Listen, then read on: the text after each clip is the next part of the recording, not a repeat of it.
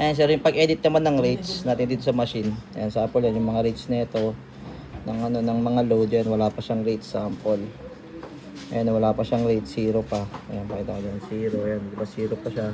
Tapos yung dito naman sa ano niya, cash in is naka-default pa siya. Ayan sir, yung default niya, piso hanggang 1,005 piso, 1,001 hanggang 2,000. Ayan sir, sample, para mapag-edit ka ng rates, punta ka ngayon dun sa LPB app mo.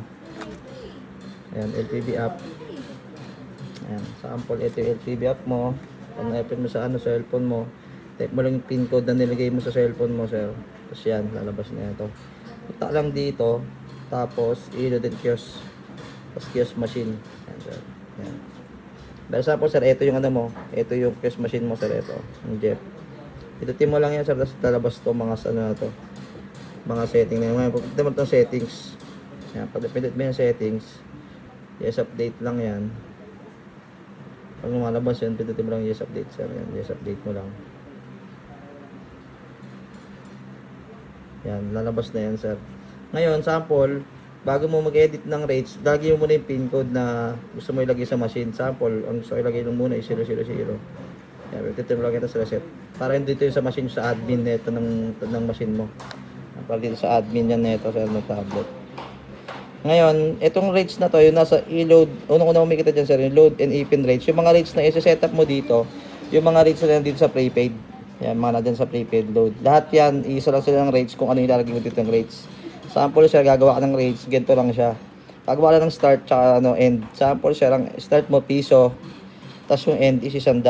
Yan sir, sample, piso hanggang 100, 5 piso yung rate. Ngayon, dapat yan, ang kasunod niyan, magiging 101. Tapos sample, gagawin mo siya 200. Sample magiging 6 naman. Tapos ngayon, pag magdadagdag ka ng rate sir, dito lang sa add new rate ka lang. Dito siguro, pag nag-setup ka dito, gawin mo na sir, rate hanggang 2,000. Ikaw na lang mag-decide kung magkano lalagay mo na rates. Ganun lang din siya ulit sir, sample 201 naman. Tapos lagay mo siyang 500, gano'n. Lagay mo naman siyang 8, gano'n. Ganun lang siya. Tapos ngayon, kasunod niya, 501 naman. Tapos hanggang 1,000 na, sample lagay mo siyang 1,000. Lagay mo siyang 12, gano'n lang siya sir. Ayan, tapos ngayon, pag nakapag-edit ka na sample, pwede mo na save rates. Ngayon, dito naman sa ano, ito naman, sir, sa ano kami sa mga bills payment naman natin, eh, kasi sobrang dami niya. Kasi dito pa lang, pag tumingin ka pa lang dito sa pay bills, di ba, sobrang dami niya eh. Oh. Ang masasuggest ko lang, sir, edit mo na lang yung mga alam mo lang na magagamit yan, sir. Yung mga kagaya po na ito, medyo madami to eh. Oh. Tapos ilang page siya, 81 page. Mag-next ka naman, mag-next dyan, sir, hanggang mahanap mo yung mga gusto mo palitan. Kung magkano service charge din yung lalagay mo sir. Ngayon, ayun lang masasuggest ko na gawin mo lang sir, edit mo lang yung mga kailangan mo lang edit dyan sa area nyo, yung mga alam mo lang na gagamitin. Pag binaba mo naman yan sir, lalabas naman dyan yung ito naman yung mga sa cash in.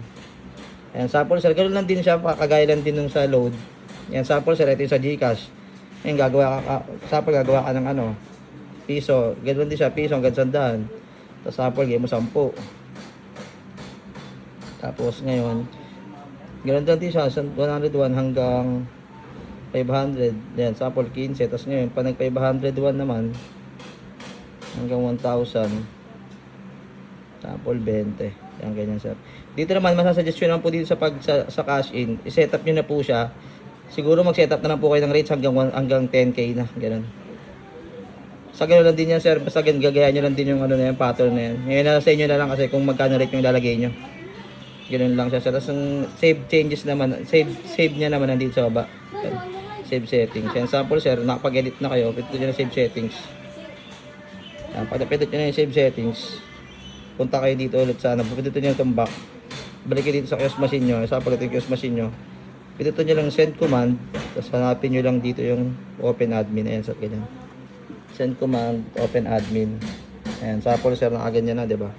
Pindutin mo yung send. Pag nag-send ka siya, lalabas to. Pindutin nyo lang tong settings promotion load update. Ayan. Ngayon, pag nag-end, sample yan, sir, lumabas yan. Pag lumabas niya successfully, sir, pindutin nyo okay. Tapos back to main screen. Ayan, sir. May kita mo dyan yung sa load. Nagkaroon na siya ng rates. Ayan, sir, sample yan. Meron na siya 5 piso. Tapos yung sa cash in, ayan na sir, pumasok na yung nilagay natin na piso, 110, 101 hanggang 515, 501, hanggang ano. Ayan, sir. Ganun lang siya, sir. Tapos kayo na lang bahala magtuloy ng mga rates kung magkano ilalagay nyo. Pero ilagay dyan, hanggang 10,000. Ayan, sir. Thank you.